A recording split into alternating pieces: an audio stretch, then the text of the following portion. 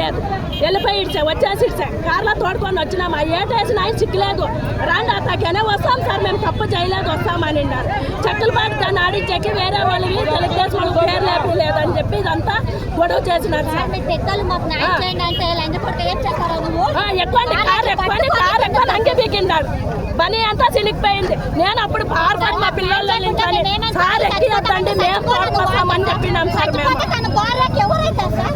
మేము ఎక్కువ తోడుకొని వస్తాము, మీ కార్లో ఎక్కించాలి కంటే ఇంతవరకు పోలీసులు కారు ఎక్కలేదు, మేము ఎక్కించాలి కంటే తోడుకొని వచ్చిన్నాం. న్యాయం చేయొచ్చు కదా వాళ్ళు, న్యాయం చేయొచ్చు కదా. ఎందుకు డబ్బులు తీసుకొని నువ్వు లంచం తీసుకొని పని చేస్తాడవా? రాత్రి వచ్చిన్నారు, పొద్దున్నే 100 మంది వచ్చిన్నారు. 100 మంది వచ్చినాక పర్మిషన్ ఇచ్చినావు నువ్వు. ఇప్పుడు ఎందుకు వచ్చినావు ఊర్లోకి? ఊర్లోకి ఎందుకు వచ్చినావు? మేమంతా కలిసి చేస్తాం మా ఊర్లో అంత సంతోషంగా. అని పట్టుకొని షర్ట్ పట్టుకొని ఇట్లా మేమందరం ఉండేవాళ్ళు, అక్కడ ఉండాలంతా పట్టుకున్నాము. అయినా కానీ సార్లు సవాలుంటే దాని మీద తీసుకొని కానీ అయినా నేనేం తప్పు చేయలేదు, కార్లో వచ్చేది ఓట్లను అందరూ జతలో అని మళ్ళీ వాళ్ళు కార్ కింద కార్లో తప్పించుకొని బయటకు వచ్చి సవాల్ వేసి నేను చూస్తాను. సవాల్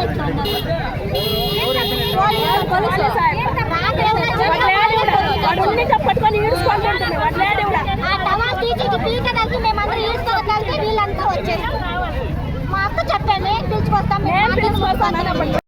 మనకైతే as of now who is the person అంటే ఎవరు దీనికి బాధ్యులు ఎవరు అనేటువంటిది కాదు. కానీ గ్రామం అయిన తర్వాత ఖచ్చితంగా అక్కడ ఉన్నటువంటి పెద్ద మనుషులు అందరినీ ఇన్వాల్వ్ చేసుకొని ఇర్రెస్పెక్టివ్ ఆఫ్ పార్టీ గిట్టి ఇంకా ఏదైనా గ్రూపులు గీపులు ఉండొచ్చు, అవన్నీ సంబంధం లేకుండా అందరూ ఐక్యంగా మా గ్రామంలో పలానా కార్యక్రమాన్ని మేము నిర్వహించదలుచుకున్నాం. కాబట్టి మేము కూడా ఎటువంటి చిన్న చిన్న వాదనలు కూడా, ఎందుకంటే పల్లెల్లో ఖచ్చితంగా తాగి చిన్న చిన్న వాదనలు జరిగే అవకాశం ఉంటుంది. కాబట్టి అటువంటి వాదనలకు ఎట్టి పరిస్థితుల్లో అవకాశం ఇవ్వకుండా సమర్థవంతంగా సాఫీగా ఆ యొక్క కార్యక్రమం దిగ్విజయం జరగడానికి ఇటీవల వచ్చినటువంటి కొన్ని చట్టాల దృష్ట్యా ఆ కార్యక్రమ నిర్వాహకులకు పోలీసులకు మధ్య సమన్వయంతో ఈ కార్యక్రమాన్ని నిర్వహించే ఉద్దేశమే తప్ప there is no other reason.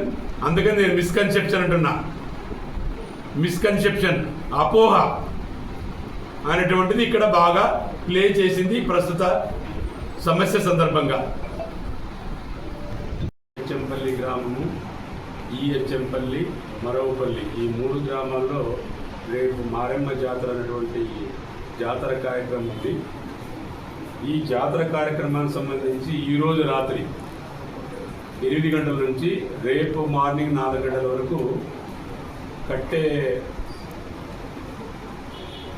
చెక్క భజన కార్యక్రమం ఉంది. ఆ చెక్క భజన కార్యక్రమానికి సంబంధించి ఒక 4 days బ్యాక్ సిఐ గారిని అడగడం జరిగింది పర్మిషన్. ఆయన ఓరల్గా ఓకే అన్నాడు. మళ్ళీ నిన్న వద్దన్నారని చెప్పి ఈరోజు మార్నింగ్ కూడా మళ్ళీ మొన్న మాకు ఇచ్చినారు. ఇచ్చిన తర్వాత మళ్ళీ వద్దంటున్నారనే విషయంలో చిన్న వాగ్వివాదం జరగడం, దాన్ని ఆ గ్రామస్తులు సరి అయిన రీతిలో అర్థం చేసుకోకుండా, ఎందుకంటే ఏదైనా సరే ఇప్పుడు ఏ ఊరేగింపులు, సభలు, సమావేశాలు, పండుగలు లేదా ఏ మతపరమైనటువంటి కార్యక్రమాలు జరుగుతున్నప్పుడు ఒక ప్రొసీజరల్ థింగ్స్ ఉన్నాయి.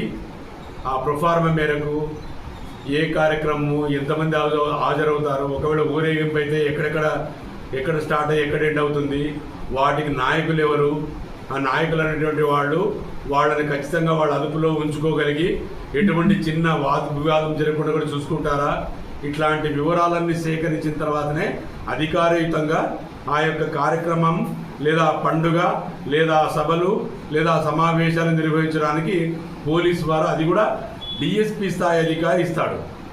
బట్ ఇది తెలియనటువంటి వాళ్ళు నోటి మాటలతో చెప్పిన దాన్ని వీళ్ళు పర్మిషన్ ఇచ్చి మళ్ళీ లేదన్నటువంటి అపోహ వల్ల ఇది విధంగా జరిగింది. బట్ ఇది ఎట్టి పరిస్థితుల్లోనా ఎట్టి పరిస్థితుల్లో ఇది ఇన్వైటబుల్ కాదు, చాలా రాంగ్ అది. ఎందుకంటే ఖచ్చితంగా ఇది కమ్యూనికేషన్ గ్యాపు లేదా అపోహ. ఇటువంటి అపోహలకు కమ్యూనికేషన్ గ్యాప్ దృష్టిలో ఉంచుకునే వాళ్ళు మళ్ళీ రావడము, అడగడము, మాకు ఇట్లాంటి వాటికి ఎందుకు మీరు పర్మిషన్ ఇవ్వనటువంటి విధంగా ప్రవర్తించడము ఏమాత్రము ఇది పూర్తిగా ఆక్షేపణీయమైనది. మిగతా కార్యక్రమాలు అన్నీ కూడా అధికారయుతంగా ఆ ప్రొఫార్మా మేరకు మేము ఏమేమి వాళ్ళ దగ్గర కావాల్సిన విషయాలన్నీ సేకరించుకొని ఆ నాయకులతో మేము పోలీసు డిపార్ట్మెంట్ వాళ్ళ కోఆర్డినేట్ అయ్యి సవ్యంగా సాఫీగా కార్యక్రమం జరగడానికి మా వంతు సహకారాన్ని మేము అందిస్తాము.